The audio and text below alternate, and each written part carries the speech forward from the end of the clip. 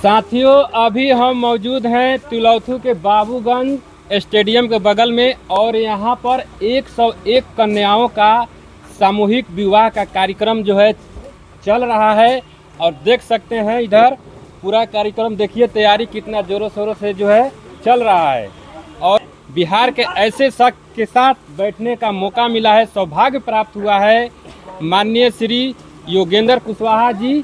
तो सबसे पहले आपको इतना कार्य अच्छा काम करने के लिए आपको बहुत बहुत बधाई, धन्यवाद। ये बिहार में इतने बड़े स्तर पर आप लोग कार्यक्रम करवा रहे हैं, इसके लिए पूरे बिहार में चर्चा का विषय बना हुआ है, खासकर तिलौथू में। और हमारे रोहतास जिला के लिए गौरव की बात है कि आप लोग इतना बड़े स्तर पर कार्यक्रम करवा रहे हैं।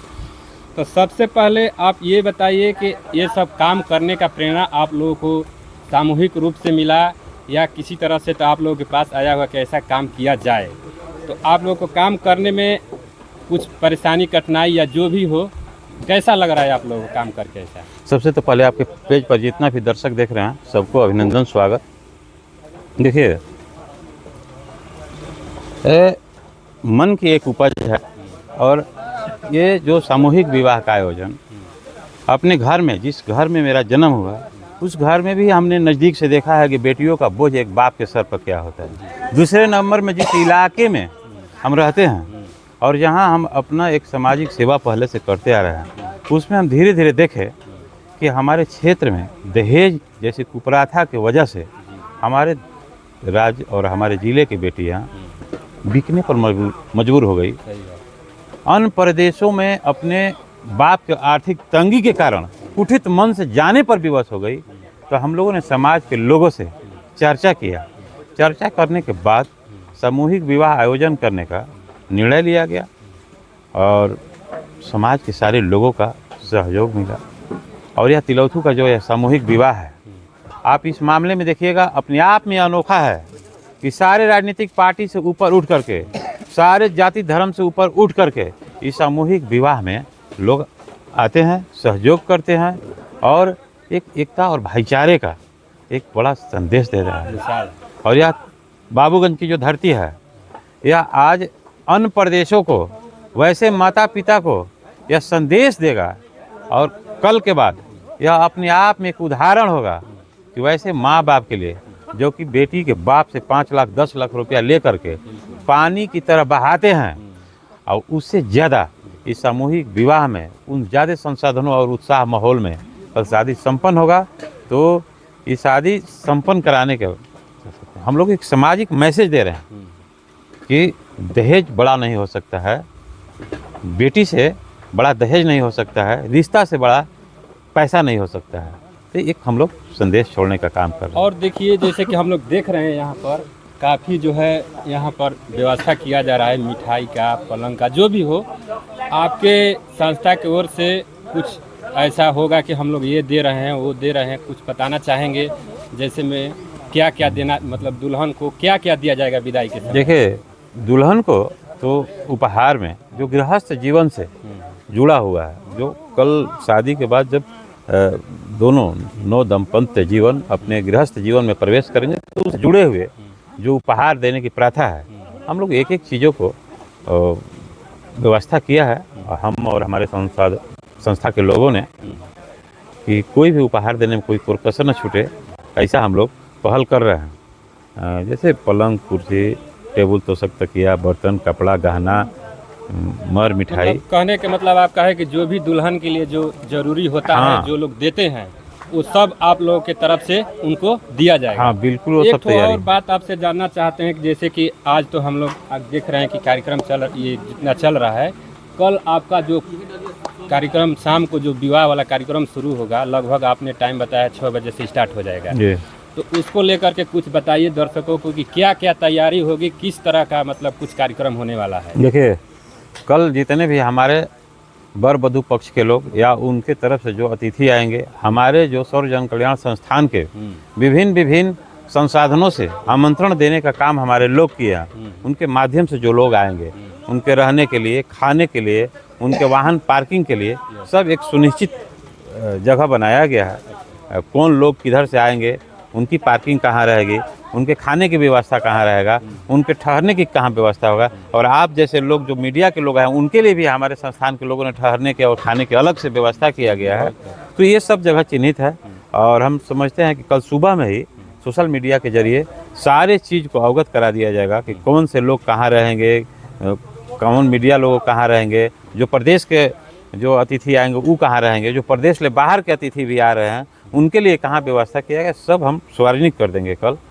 और आप एक सवाल किए कि आप ये कार्यक्रम किस रूप में कर रहे हैं, कहाँ से कर रहे हैं, तो आपको बता दे रहे हैं। देख रहे हैं ये जितना इस भोजनालय में सामग्री है ये सब लगभग हमारे इलाके के लोगों का सहयोग है। फिर वैसे भी लोग हैं जो हमारे इस मिट्टी से पले पढ़े और अन्य प्रदेशों में जाकर अपने नौकरी पेशा में हैं, वैसे लोग भी इस मिट्टी को सम्मान बढ़ाने में, बेटियों का सम्मान में अपना सहयोग भेज रहे हैं। और वो पैनी नज़र बनाए हुए हैं कि कोई भी हमारे कार्यक्रम में त्रुटि न रह जाए, बेटियों के सम्मान में कोई त्रुटि न रह जाए। और कल जब 12 बजे रात के बाद में जब इस धरती पर सिंदूर दान का कार्यक्रम होगा तो अपने आप में एक अद्भुत होगा। और आपने धीरेन्द्र शास्त्री जी का हिंदू रीति रिवाज से जितना वैदिक मंत्रों उच्चारण के साथ यह शादी जितना संपन्न हो पहले भी हुआ है और जो कल होगा वो हम कभी भी सोशल मीडिया में और गूगल पर आप सर्च करके देख लीजिएगा, वो अभी भारतवर्ष में कहीं नहीं हुआ। देखिए एक और हम जानना चाहते हैं, जैसे कि ये तो आप बता दिए कि मतलब इसके आगे आप लोगों का सोच तो कुछ होगा कि आगे जो है अगले साल या आगे मतलब संस्था को और बड़ा लेवल पर ले जाएंगे, कुछ और सोचेंगे उसके बारे में भी, कुछ भविष्य में क्या कुछ करने वाले हैं संस्था को लेकर के कुछ और प्रकाश डालना चाहेंगे क्या? जी देखिए, हमारी जो सौर जन कल्याण संस्था है अन्य क्षेत्रों में भी काम कर रहा है। जैसे हम लोग ब्लड डोनेट किया, अच्छा। हमने खुद अपने जीवन में 22 बार ब्लड डोनेट कर चुका है। अच्छा। एक एम्बुलेंस की सेवा हम 5 साल से पहले से दे रहे हैं निःशुल्क, हाँ, इस क्षेत्र में। अच्छा। तो अब आगे हम शिक्षा पर भी काम करेंगे, स्वास्थ्य पर भी काम करेंगे।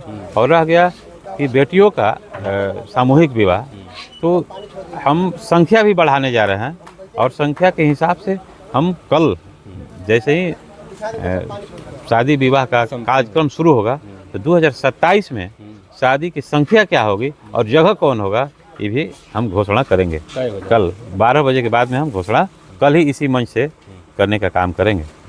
और जो है जैसे कि काफ़ी चर्चा का विषय बना हुआ है कि बहुत ही अच्छा काम हो रहा है, आपके जितने भी संस्था से जुड़े लोग हैं उन सब का साथ ले करके चलना एक चैलेंजिंग होता है। जैसे कि हम लोग घर में है काफ़ी 10 लोग होते हैं, उन सब को ले करके चलना, सब को सम्मिलित करना एक बहुत बड़ा काफ़ी चैलेंज होता है। इन लोगों को साथ में लेकर चलने में आपको कैसा महसूस होता है? कुछ चैलेंजिंग लगता है या देखिए यहाँ जितने लोग आए हैं जो हमारे संस्था से चाहे इलाके के लोग, कोई इसमें ये नहीं है कि हमको ये नहीं मिला वो नहीं मिला। यहाँ सेवा होना से लोग लगे। यह जो सामूहिक विवाह का आयोजन हो रहा है ये इसमें जितने लोग जुटे हैं वो एक पूजा समझ करके, एक आस्था समझ करके, एक इस धरती का सम्मान समझ के लगे हुए हैं। और जब ये धरती के सम्मान में लगे हैं, बेटियों के सम्मान में लगे हैं, तो अपना सम्मान का चिंता कोई नहीं करता है कि हमको क्या मिला नहीं मिला, हमको कौन सी जिम्मेवारी मिला। जो घर में वैसे लोग भी आपको कल दिखाई देंगे कि घर में एक गिलास जो पानी उठा कर अपने से नहीं पीता है, वहाँ यहाँ देखेंगे पतल हटाते नजर आएंगे। तो ये एक आस्था है, यह एक पूजा है। ऐसे भी सैकड़ों ऐसे हमारे कार्यकर्ता नजर आएंगे जो घर में एक काम नहीं करते हैं लेकिन यहाँ जूठा पतल भी हटाते नजर आपको आएंगे। तो इसको पूजा ही और आस्था न मानिएगा, इसको क्या कहिएगा।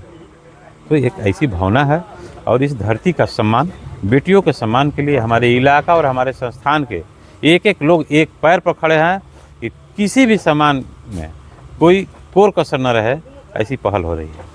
तो मान के चला जाए कि आने वाले समय में इसका लेवल और बड़ा होने वाला है और जो सेवा भी है वो काफ़ी अच्छा ढंग से और सुचारू रूप से बहुत खूबसूरत बनने वाला है।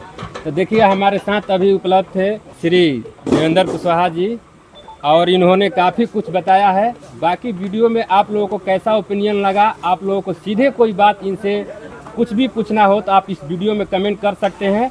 फिर बाद में हम इनसे मिलेंगे तो प्रश्न इनसे करेंगे और इनके साथ रखेंगे।